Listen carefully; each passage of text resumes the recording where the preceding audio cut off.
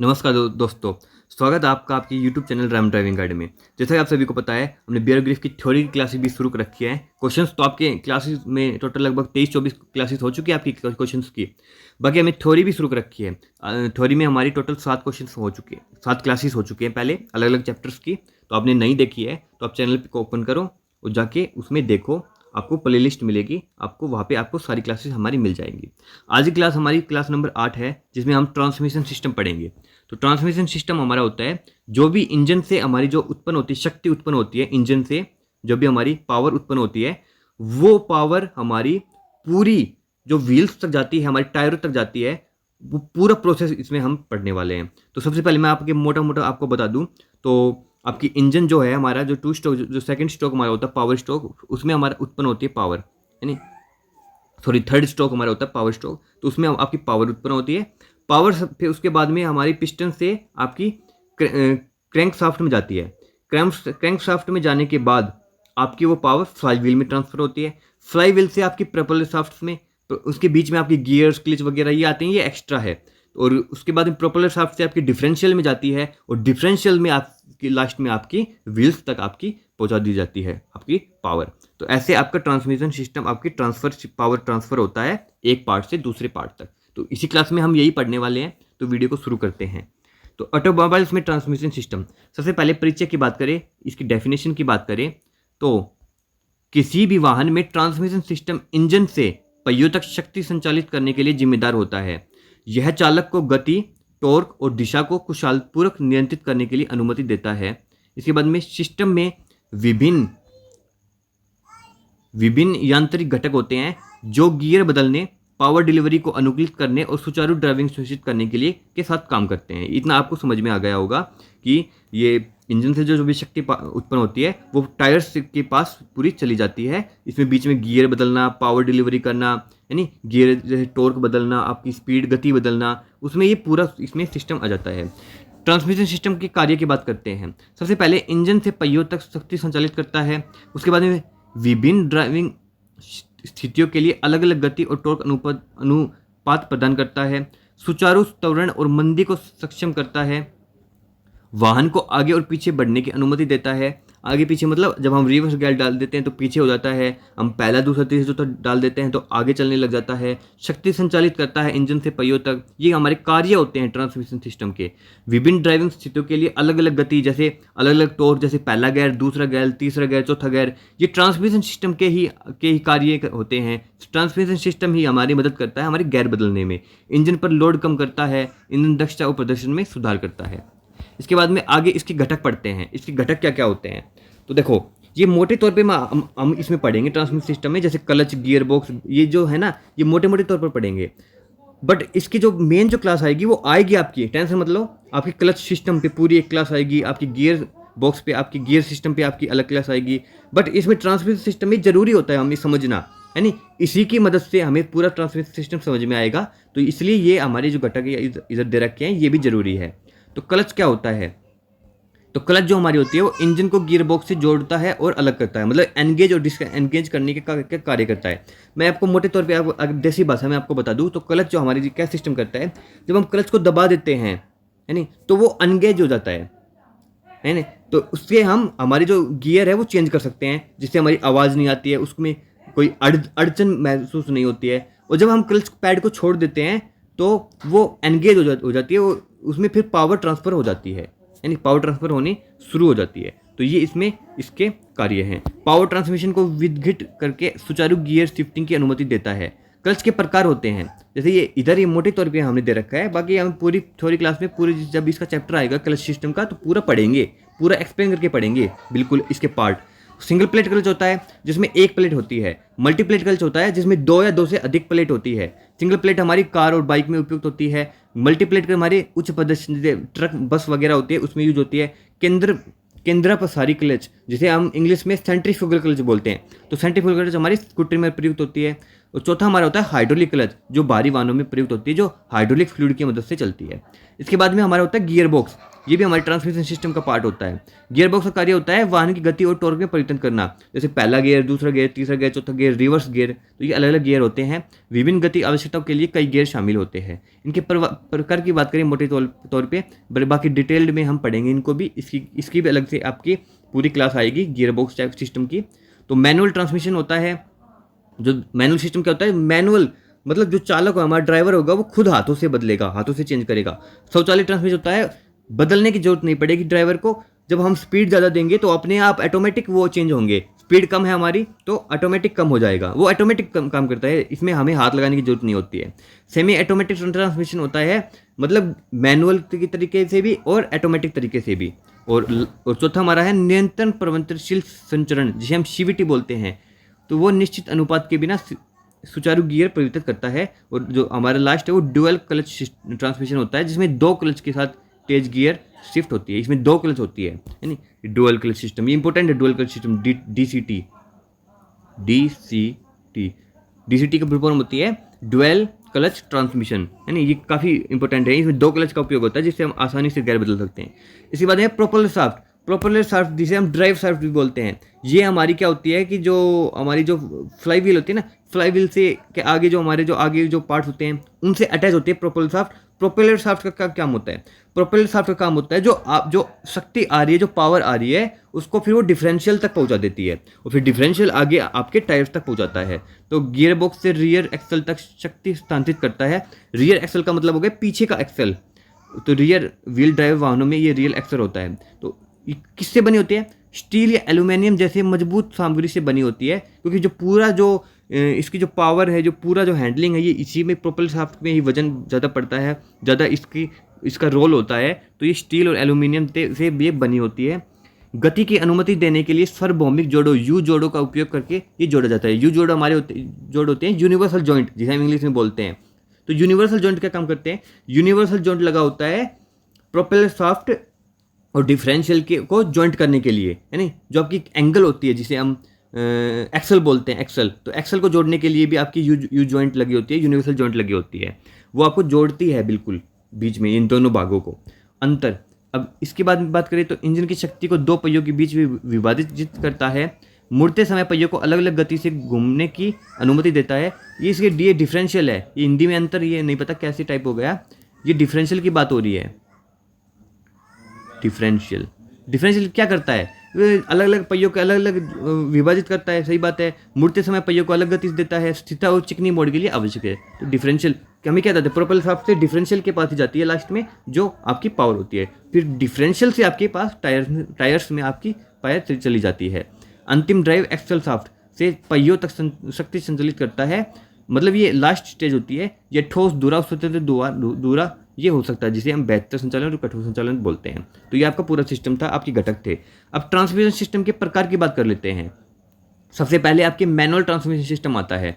चालक clutch, pedal और gear lever का उपयोग करके मैनुअल रूप से गियर का चयन करता है। मतलब जब हम पेडल दबाते हैं और हम जब गियर डालते हैं तो वो मैनुअल ट्रांसमिशन होता है। बेहतर ईंधन दक्षता होती है और नियंत्रण प्रदान करता है।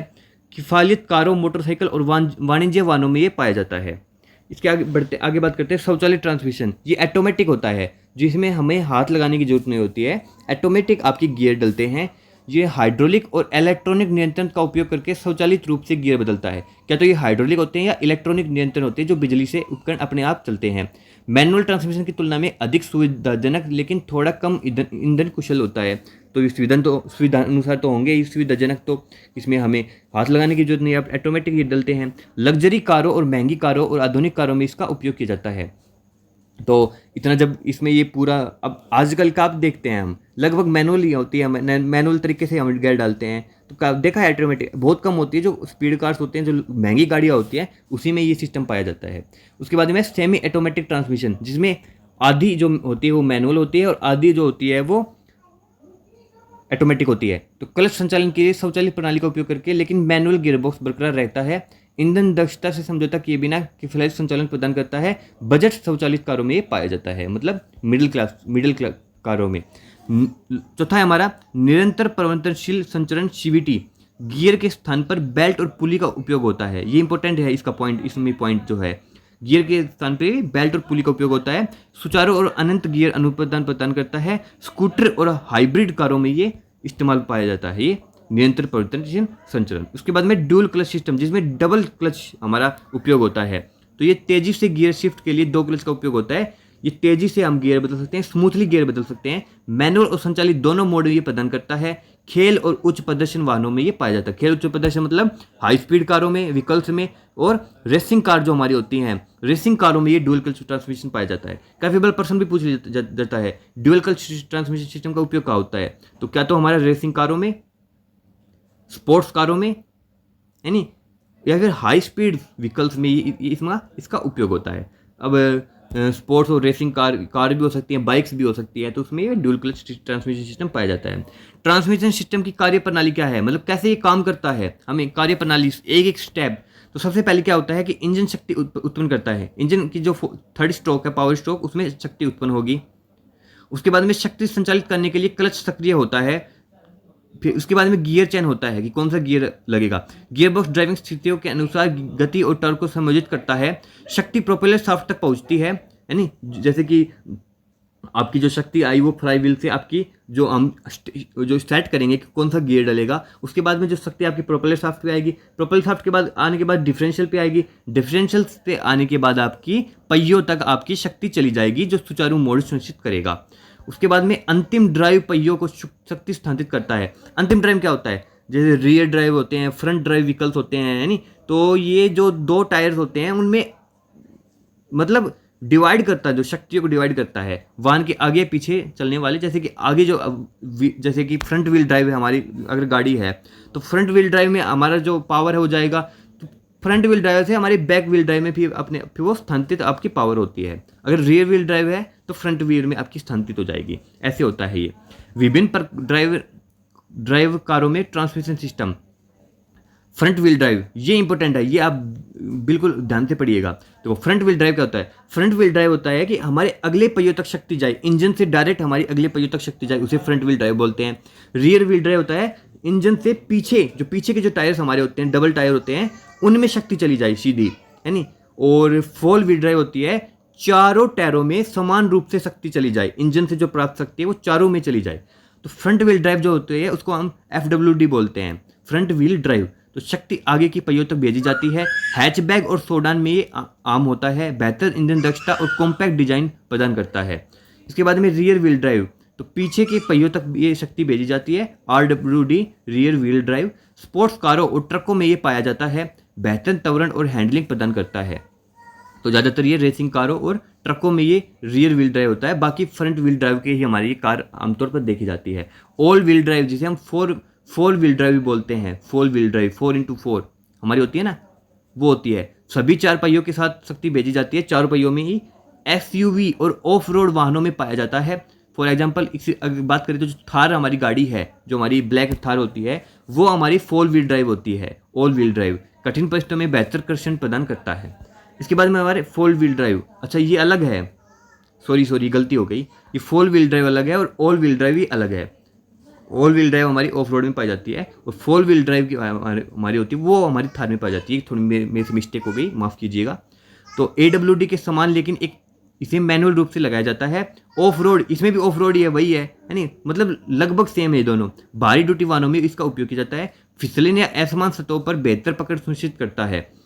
तो इसलिए हम कहते हैं, आपको सुना होगा, आपके पेपर में भी आ सकता है ये कि बर्फीली जगह या फिसलन भरी सड़कों में कौन सी व्हील की सबसे बेहतर आपकी गाड़ियाँ होती है। तो 4 व्हील ड्राइव आपकी बेहतर फिसलन और असमान सतहों पर, जो हिल्स एरिया होती हैं, जो बर्फीली सड़कें होती हैं, वहाँ पे 4 व्हील ड्राइव आपकी सबसे बेस्ट मानी जाती है।